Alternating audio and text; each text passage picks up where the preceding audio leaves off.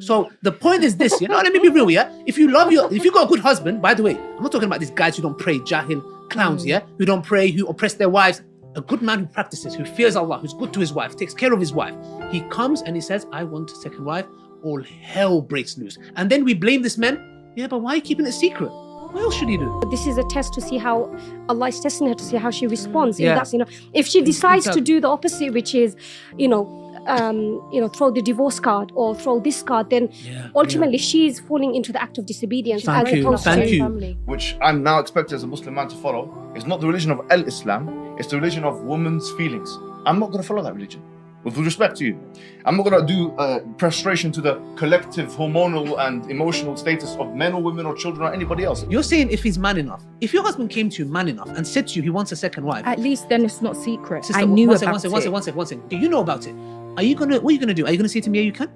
Imagine a Muslim politician going to a factory which is making weapons for the terrorist.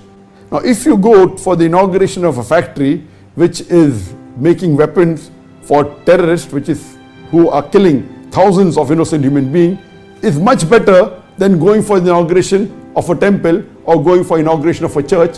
Because as we all know, that shirk is the biggest sin in Islam. So in no way can you work for a company or help in the building of a place of worship which is involving shirk. Place of worship of the other religions besides Islam, like building a temple or building a church, it is haram, it's a grave major sin, and surely you'll be held accountable. So Allah is checking you that if Allah gives you risk through a major sin, will you take it or not? Will you take up the job or not? Allah is testing you.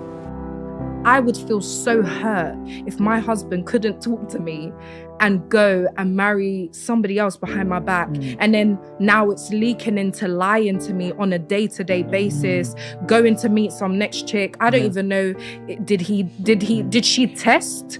Because let's face it, it's a reality. A lot of men marry women without even getting certain tests. True. And then if he brings me some disease back, then it will be his janaza for real. Literally.